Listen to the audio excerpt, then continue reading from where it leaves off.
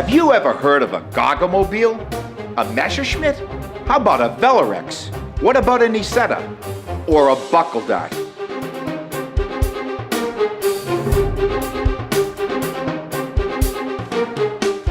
These microcars were made all over Europe, Asia, and even America.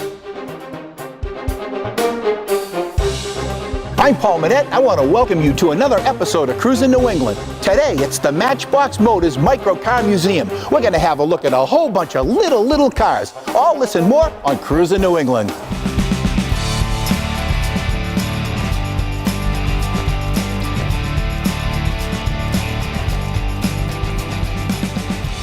All my life, I've been cruising New England, meeting great people, visiting amazing places, and discovering wonderful classic and custom car collections, nostalgic automobilia, and so much more. Come on and join our adventure. I'm Paul Manette. Let's go cruising.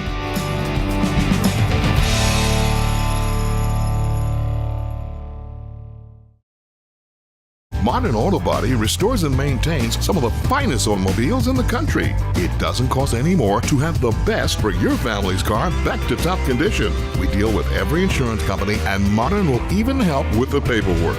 Our state-of-the-art technology can straighten a damaged frame to exact specifications. Modern's color matching system ensures a stunning paint job and an exact color match. Modern was great to me. I wouldn't go anywhere else. See the difference. Modern Auto Body, Brockton.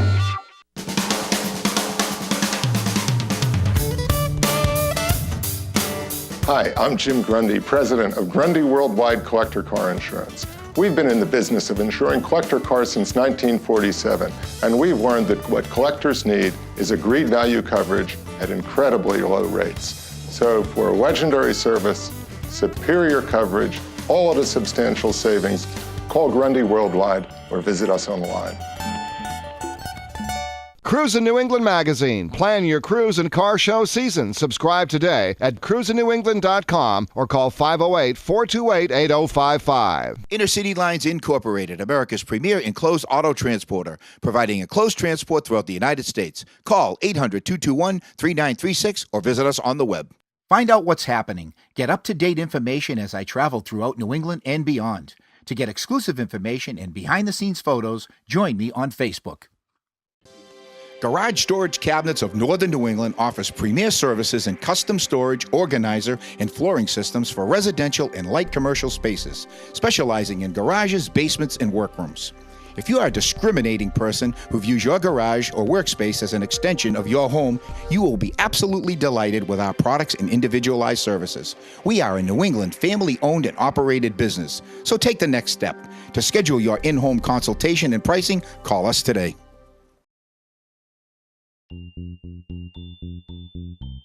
Okay, we're here today with Charles Gould, Mr. Microcar himself. And this man's got literally over 100 of these vehicles. How did you ever get started doing this? Well, we collected more conventional cars like Jags and Corvettes, and I frankly got a little disenchanted with how stuffy the hobby got. And we got our first microcar and just realized that it was just smiles and fun. Before we start looking at some of the specific automobiles that you have, let's talk about the overall collection that you have here in this building. Okay, this is Microcar Central. This is our warehouse where all the projects are and some of the cars are finished.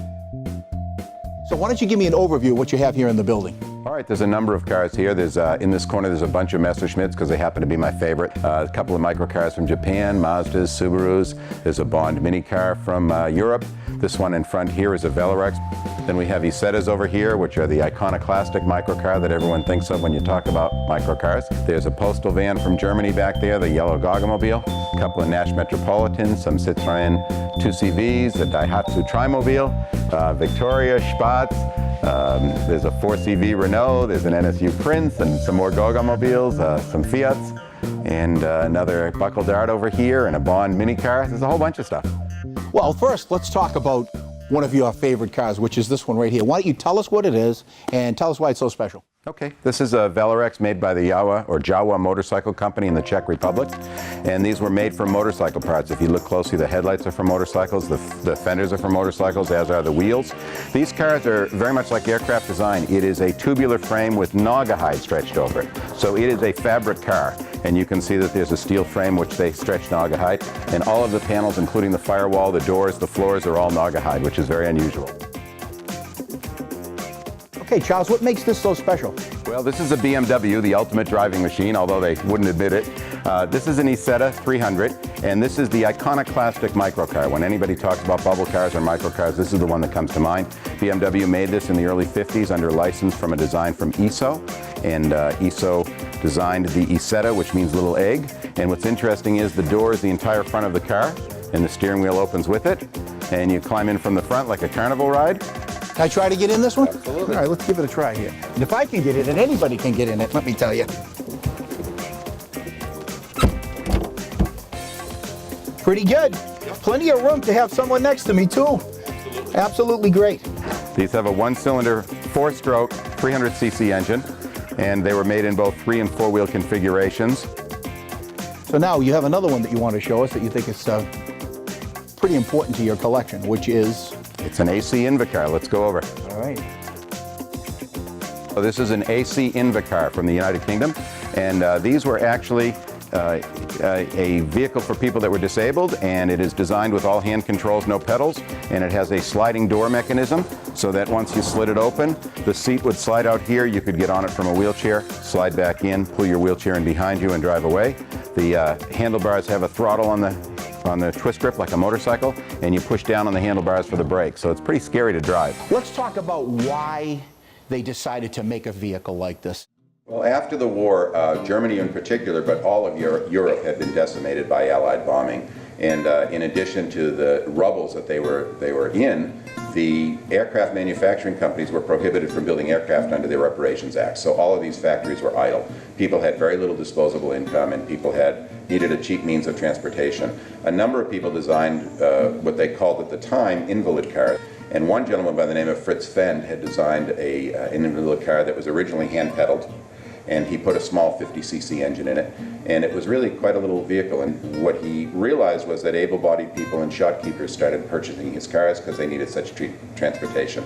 So he approached Willie Messerschmitt and he said, "Your factory is idle, you've got engineers and laborers, and I have more demand than I can handle, let's do this together." And they designed the Messerschmitt in the aircraft factory, and they produced it out of that factory. So Fritz was basically the pioneer of these vehicles. Well, you know, he certainly wasn't the first, but he was certainly very influential. There were microcars as far back as the teens. Charles, why is this a rear vehicle?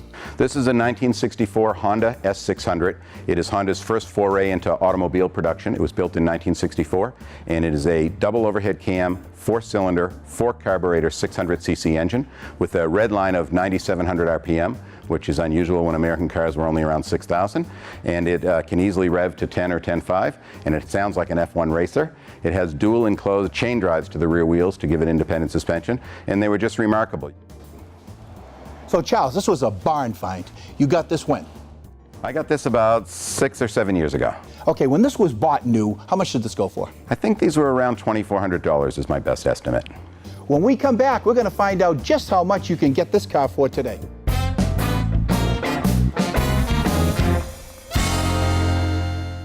Experience McMulkin Chevrolet, one of the largest volume new and pre-owned Corvette dealers in the country. I came here because I heard McMulkin has the largest selection of Corvettes in the Northeast.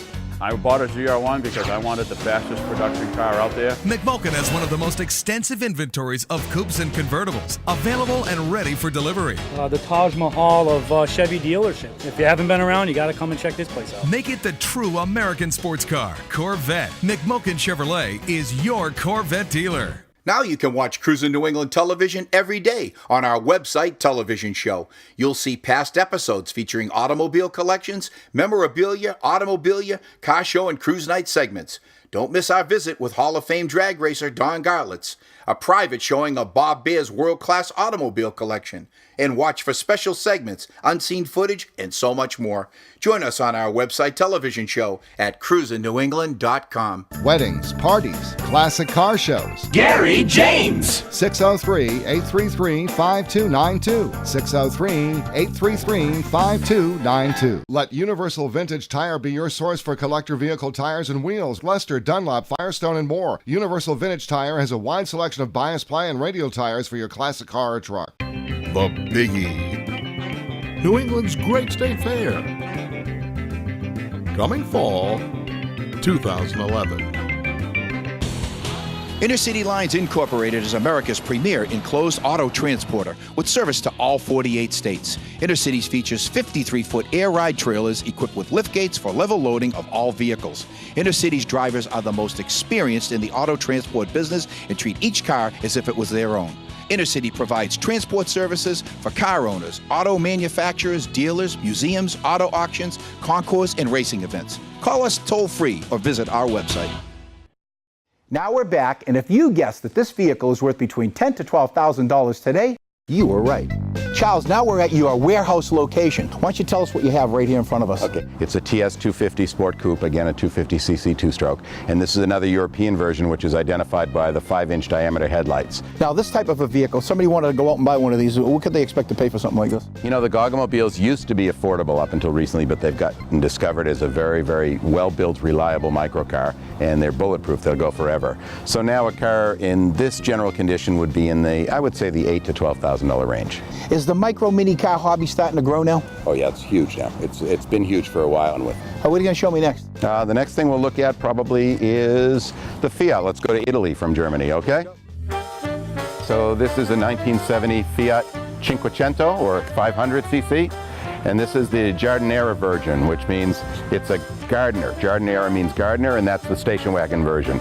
And they take the conventional two-cylinder, four-stroke, two-cylinder 500cc engine, and they lay it down on its side so they could have a bed area back here like a station wagon. The Italians really are passionate about driving, so even though this is a 500cc microcar, they have really good suspension, and it's really well engineered, so they're really quite fun to drive on a country road, and you can ring them out and get them going pretty good, and they're a lot of fun.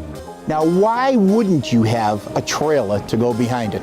Exactly. I've never seen one that size. I mean, is this for munchkins, or what's this for? I mean, it's the smallest trailer I've ever seen. This trailer is actually quite significant in its own right. It's a 1969 Evers Caravan made in the Netherlands. And what's interesting about this is this company made full-size caravan trailers in Europe, in the Netherlands. And they were going to trade shows, and they went to a lot of trade shows without overhead doors. They just had double people doors. So they made 2 salesman models just to show what they could do. And these were only sales models. They were never produced commercially or available to the public. And this is one of the only 2 produced. The other one burnt in a fire in 1969, so it's the only one in the world. And we've had a family of 4 in here. A family of 4, wow. With the dog. With the dog. Yep. Terrific. And it's very comfortable. We sleep very well in it. Terrific. You wouldn't get 4 of me in there, I can tell you that. Why don't we stick with Italy, and we'll go show you the Vespa Ape next. I'm all for it. Let's go. Okay. Okay, Paul. So this is a Vespa Ape, also from Italy. And you recall that Vespa was made by Piaggio, which is the Italian company that makes the scooters. The name Vespa means wasp, and they were named that way because of the sound the 2-stroke engines made. And this is called a Vespa Ape, and Ape translates into a worker bee. So this was their utility truck, or their worker truck. And if you look at this, it's a 3-wheeler, which is very interesting. It's a 220cc 2-stroke single. And although these are tiny, they were rated for 1/4 ton, and these things were screaming up and down the Alps, hauling anything from flowers to bakery goods to granite. And if you look inside, it's pretty much a scooter. It's got scooter handlebars, a scooter twist grip clutch, and a twist grip shifter. And they're really quite fun to drive. Now, what else are you going to show us here today? Well, I guess we can leave Italy and we'll move to England or the UK. All right. Okay, Paul, our next car is a 1953 Austin A30 from the UK. This one was actually built in Australia under license, but it's basically the same design as an A30. This one we imported from the island of Tasmania. And if you look at the license plates, you'll see that they have the Tasmanian license plates with the Tasmanian devil still on them. Charles, what's next? We're going to go to another British product, and that is a mini panel van. This is actually a Morris mini panel van. These are wonderful little cars. These cars were designed to try and make a big car in a small footprint, and it was one of the first really successful commercial use of a transverse engine with front-wheel drive, which, as you know, all the cars are doing nowadays. This was the first one to do it, and it resulted in a very short nose, very large, open, roomy passenger compartment, and a very short rear. These were made in coupes, as well as these panel vans and also a window station wagon. And ironically, without knowing it, what happened was almost a perfect 49-51% weight balance. So these things became excellent for racing. Okay, let's go for a ride. Okay.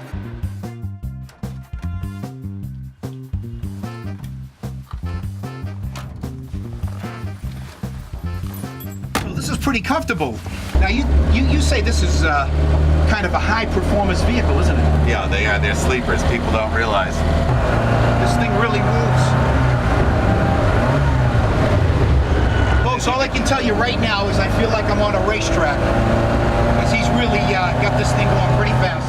These things really handle beautifully, so they're kind of fun. It's really nice at a red light because people laugh and snicker at this tiny little microcar, and then the light goes green and we leave them in the dust. So let's talk about the motor itself and why it's got so much power. These were made in many different variations. The first ones were about 850 cc and they went all the way up to around 1275. And this one is mildly breathed on, so it's a little hotter than a 1275 standard. And this one has got a disc brake conversion up front, which really helps it a lot. And there was a gentleman in Australia that restored this, and he took a few liberties with it. So it's not completely stock, and you can feel that in the way it performs. Boy, it takes the corners really well. Yeah, they're really very balanced for that. Very good. Thanks for the guide. My hands are sweating, and I've been gripping the mirrors. This is the muscle car of microcars. Well, you know, I know you have another vehicle you want to show me. It happens to be one of my favorites. So I'd like to go look at that one. It's over by the Cruisin New England van. So you want to go to Japan? These are so rare and so hard to find that I'm just thrilled to have found it. These were made in a van which did have a steel roof and another set of doors, and they were made in this pickup truck version. In Japan, they have what they call a Kai class of cars, and Kai cars had to be under 360 cc, but if they were, you could park them overnight on the street and you got a discounted tax and tariff basis for registration. So a lot of companies made tiny little 360cc cars, and this is one of them. And although it's just 360cc's, the size of a small motorcycle, again, it will pull quite a payload, and they ride very nicely, and they go pretty fast, and they're a lot of fun to drive. And as this seems bizarre to us here in the States, in Japan these were used quite regularly, and nowadays they even have a modern version that's the same size. When we come back, we're going to head to Charles's house, and we're going to see a lot more of those mini cars when we come back. Welcome to the Town Fair Tire Recognition Award Series. Each week we're going to be giving away an award to recognize a classic car owner throughout New England. I'm here with Jim Giuliano. He's the Vice President of Marketing and Advertising for Town Fair Tire. Paul, Town Fair Tire is a proud sponsor of the Recognition Award Series. At the end of the series, we're going to have a Town Fair Tire Choice Award winner for the $500 gift certificate. It's going to be very exciting. Jim, I want to introduce you to Steve Harrop. Hey Steve, how are you? How you doing, Jim? Nice to meet you. Tell us a little bit about your beautiful car here. It's a 1964 Chevy Chevelle Malibu SS. It's got a small block 350 in it, supercharged, and pushing 697 horse. Steve, you got a beautiful car here. On behalf of Town Fair Tire, I'd like to present you with your award and a certificate. Thank you, sir. Get to Town Fair Tire. You always get free mounting, free flat repair, free tire rotation, free snow tire changeover. Drive with confidence. Nobody beats Town Fair Tire. Nobody.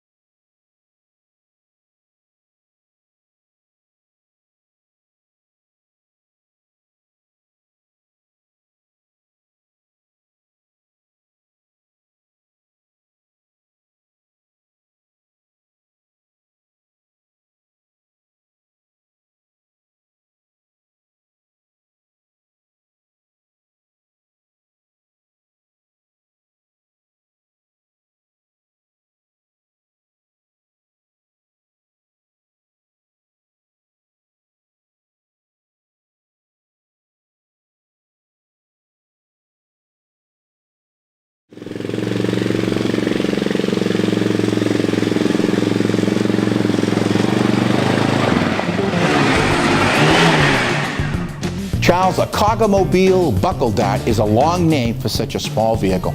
Yeah, it's a tiny little sports car made in Australia, and it's called a Gogomobile Buckle Dart, as you said. Gogomobile was the company in Germany that produced the other Gogomobile models that you'll see. And a guy named Bill Buckle from Australia decided to import them, and the tariff was too expensive for him to make any profit. So what he agreed with Gogomobile, or with Glass, the manufacturer, was to import all three models and then reproduce all three body styles in glass fiber. And by doing that, he could import them as car parts and not pay the tariff on them, and then he bodied them in Australia. And in the last year, in 1959, he ended up designing this little sports car, which is the Buckle Dart. And I call it my Barbie Corvette. It's an adorable little sports car. Let me show you under the hood of this Gogomobile Buckle Dart. This is a 2-cylinder, 2-stroke, 250cc engine. Once again, they use 2 coils, 2 sets of points for 2 cylinders. That way they don't have to worry about a distributor. It's called a wasted spark. They fire whether they're on compression or not. And it's just a great little engine. So Charles, what are we going to see next? The next car we're going to look at is a Messerschmitt KR200. KR stands for Kabinenroller, which translates from German into enclosed scooter. Now this to me looks like a cockpit of an airplane. Well, it was designed by the Messerschmitt Aircraft Company, so you'll see a lot of aircraft influence. Contrary to many of the rumors, it is not an airplane fuselage that has been converted, nor is the dome off an aircraft canopy. But very similar technology, very similar design. The one part they did share was the steering yoke, which is off their fighter planes, but other than that, it's just aircraft influence, but not actual aircraft parts. Let's talk about the motor. Okay, it's a 191cc, 1-cylinder, 2-stroke engine made by Sachs, which was a proprietary engine builder in Germany. It makes 9.5 horsepower, and it will pull two adults and a kid to about 62 miles an hour.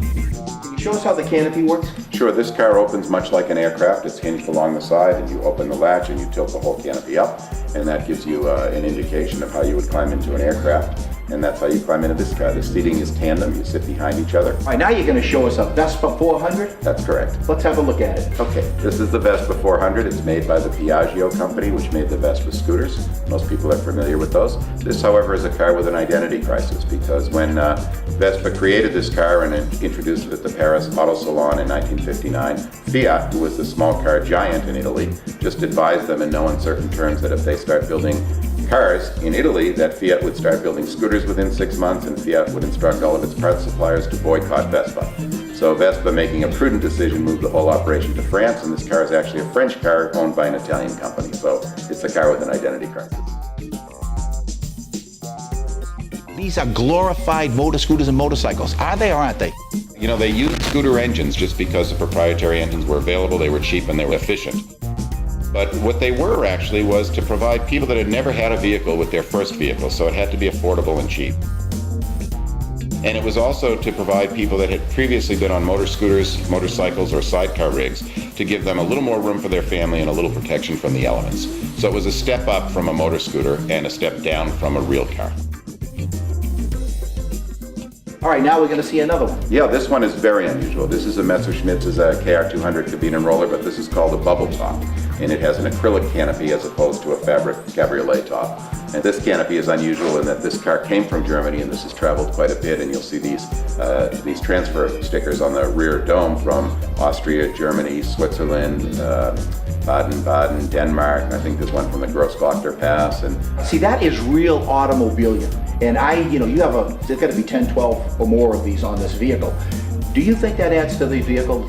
You know, I don't know how it affects value. It might, but for me it affects the interest, because my whole approach to collecting cars, and you'll see it in the condition of my cars, is while I respect people that restore cars, I'm not a restorer of cars. And it always fascinates me that automobiles are the only antique that we erase in order to make perfect. We would never do it with a painting, and we would never do it with a true antique piece of furniture. And while I admire and appreciate the work involved in that, I love to see original cars with original patina. And for me, it talks, every nick, dent, and scratch speaks of their 50 years of survival, and it would be a shame to erase that. Personality and patina here on these vehicles. Yeah, absolutely. Next up, what are we going to look at? We're going to look next at another Messerschmitt. The model is called the TG500. It's called a Tiger. They were originally going to use the Tiger name, but they couldn't because I believe at the time Sunbeam had the trademark on the Tiger name, so they were prohibited from using it, so they called it the TG500, but the name was already etched. Everybody that knows this car refers to it as a Tiger, both in its day and now.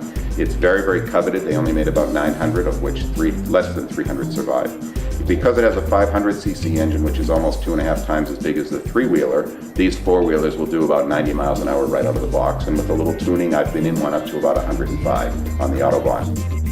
When we come back, we're going to take a short ride on one of these mini cars.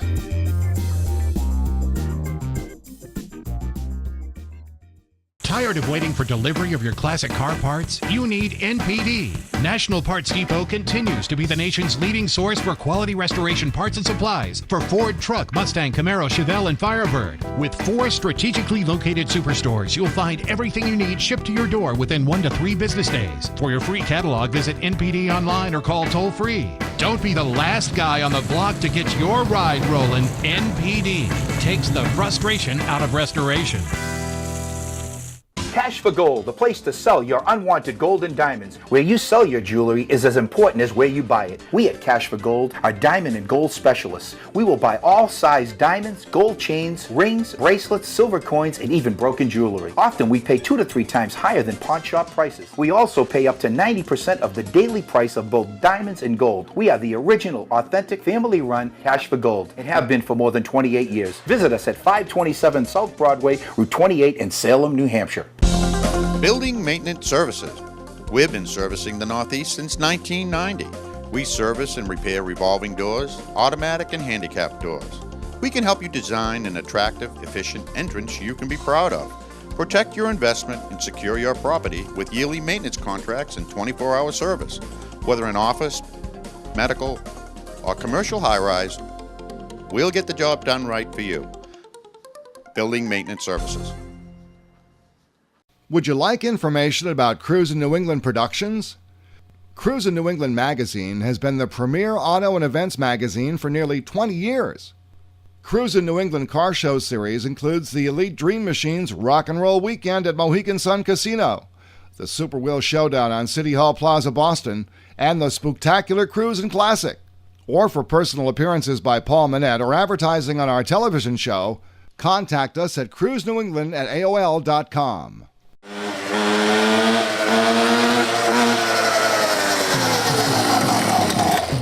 I'm here with Charles Gould. I know you like mini vehicles, but how about this motorcycle?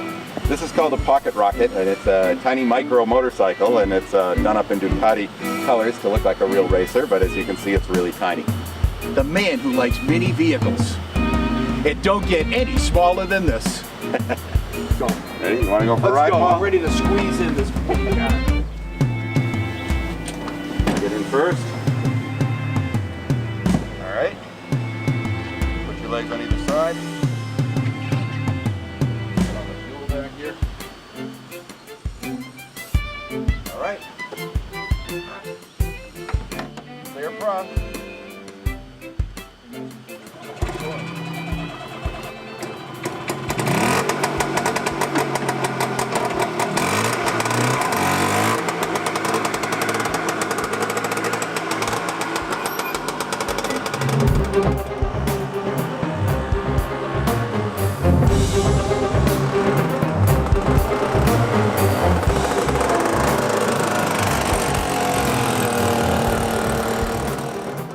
What do you think the future is in mini cars? I think there'll always be a demand for small, efficient cars, and I think that you see that in the smart car. Frankly, the Mini is a huge car. If you park it next to an original Mini, it's laughable how huge it is. So I don't really equate that with those. But as far as, they're making a lot of these now in electrics, which are very efficient and things of that nature. But the problem is that consumers nowadays are not willing to compromise that much. So they won't climb into a tiny car that won't do highway speeds, or that's inconvenient in any way whatsoever. And that's frankly what killed these cars in the 60s,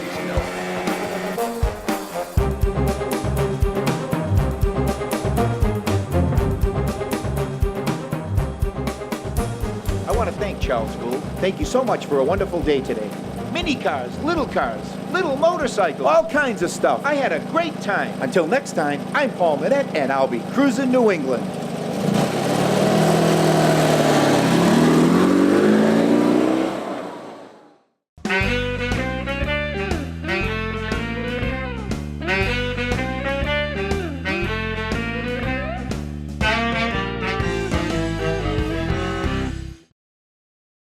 Every week, Cruisin New England takes you to some of the country's finest automobile collections, memorabilia, and collectibles. You'll see rare sports cars and classics, hot rods and muscle cars, and a lot more. If it drives, flies, or glides on rails, we'll take you there up close and personal on Cruisin' New England. Watch Cruisin' New England Saturdays and throughout the week on Nessun.